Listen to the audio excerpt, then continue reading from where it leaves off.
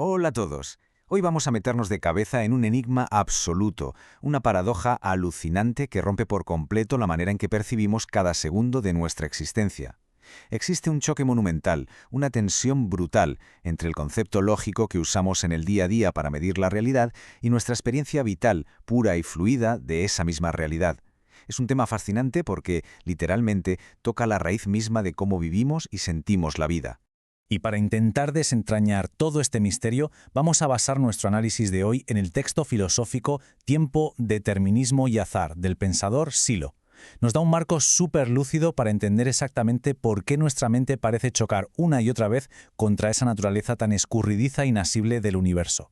Vale, metámonos de lleno en esto. San Agustín resumió este problema existencial de forma brillante hace nada menos que 1500 años. Fijaos, todos experimentamos cada instante, ¿verdad?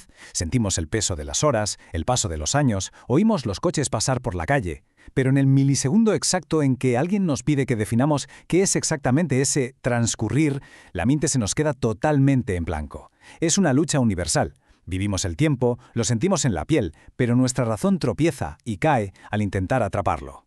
Pasamos a la primera sección, la paradoja del tiempo. Aquí es donde vemos el conflicto fundamental.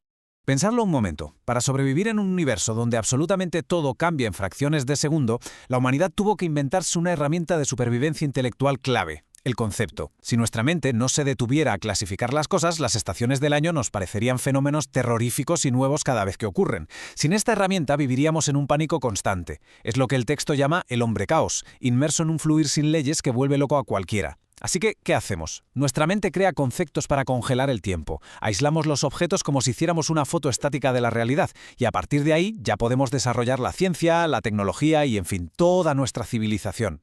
Así que el punto crucial aquí es este enorme contraste. Por un lado, el concepto lógico asume una postura abstracta, deteniendo toda transformación de golpe para afirmar rotundamente el ser es.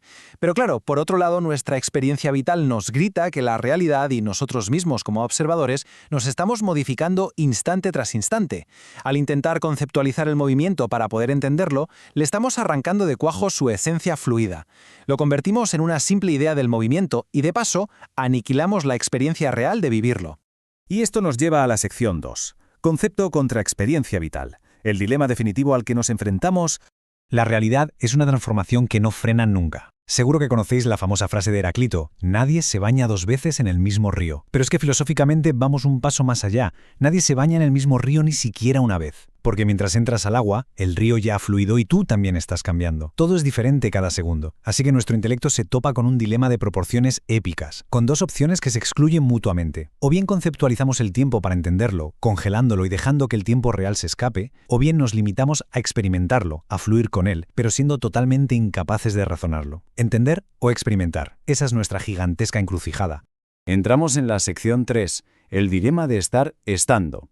Vamos a ver cómo el lenguaje influye en nuestra percepción. Ahora, lo realmente interesante de esto es la genial precisión lingüística que propone Silo para sacarnos de esta confusión mental. Porque a veces las palabras nos juegan malas pasadas. Cuando hablamos de un objeto en el espacio, usamos el verbo estar. Esto nos da una idea estática, como la de una chincheta en un mapa. Pero en el ámbito del tiempo, la forma correcta de hablar sería usar el gerundio, estando. Este estando es absolutamente vital porque refleja un proceso que no se detiene, una transformación interna continua. Un coche está aparcado en el garaje, sí, pero en el tiempo, ese mismo coche se va desgastando, se va oxidando, sigue estando en un proceso constante. Y creedme, esta pequeña distinción destroza por completo un error intelectual masivo que casi todos cometemos. Decir que el ser humano simplemente es implica frenar en seco su movimiento, tratarlo como si fuera un producto terminado con un lazo puesto. Pero la cruda y fascinante verdad estructural es que el ser humano no es, sino que va siendo. Hay un motor constante, un impulso hacia adelante, un devenir que no podemos ignorar si no queremos vivir en una realidad de cartón-piedra. Damos un salto impresionante a la sección 4, el origen espacial del universo. Vamos a verlo a escala cósmica. Normalmente pensamos en el espacio como si fuera una especie de escenario gigante donde van ocurriendo las cosas con el tiempo, pero la cronología que propone el texto es alucinante y le da la vuelta a la tortilla. Resulta que el tiempo es absoluto y va antes que nada. Hubo un tiempo previo a la existencia misma, un transcurrir absoluto. Y de repente, dentro de ese inmenso transcurrir, aparece la energía, el primer punto. Y es justo cuando ese primer punto empieza a moverse y a diferenciarse dentro del tiempo, cuando verdaderamente surge el espacio. O sea que el espacio no es más que una función del tiempo. El tiempo es el cimiento absoluto de toda la movilidad del universo. ¡Boom! Literalmente te cambia los esquemas. Y esto ilustra de manera brillante cómo esa energía primordial empieza a alejarse de su centro, diferenciándose sin parar. Para entender este latido constante del universo, el texto rescata una metáfora hindú preciosa. Nos habla de Shiva, que representa esa primera ruptura, la destrucción de la unidad original. Luego entra Brahma, que es la creación pura, esa energía transformándose y concentrándose hasta ser materia.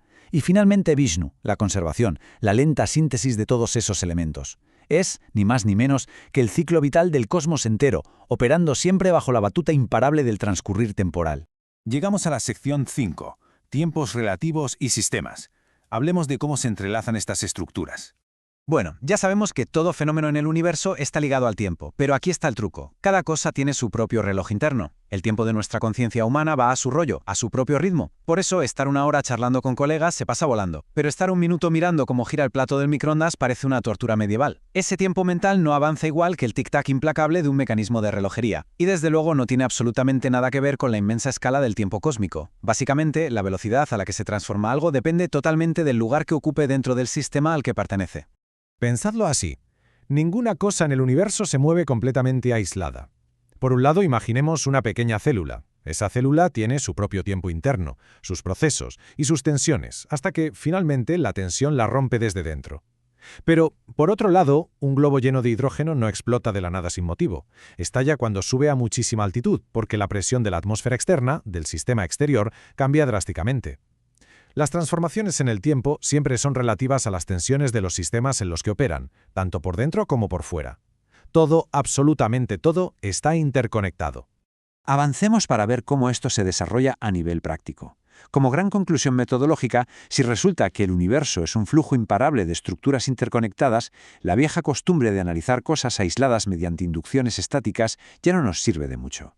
Silón nos propone usar la analogía morfológica temporal. Suena muy académico, pero en el fondo significa que para entender de verdad la realidad, ya sea un evento físico o una crisis social, tenemos que comparar las formas de esos procesos, pero observando siempre cómo evolucionan, cómo crecen y se transforman a lo largo del tiempo. Nada de fotos fijas. Necesitamos sentarnos a ver la película completa. Y para cerrar nuestro análisis, esto nos deja con una pregunta súper provocadora dando vueltas en la cabeza. Al observar tu entorno cada día, ¿estás experimentando verdaderamente el flujo constante de la vida? ¿O solo te dedicas a coleccionar conceptos muertos y fotografías congeladas para mantener la ilusión de que controlas el caos? Entender realmente cómo experimentamos el tiempo puede cambiar desde los cimientos nuestra forma de existir en el mundo. Ahí lo dejo para que le deis una buena vuelta. Nos escuchamos en la próxima exploración.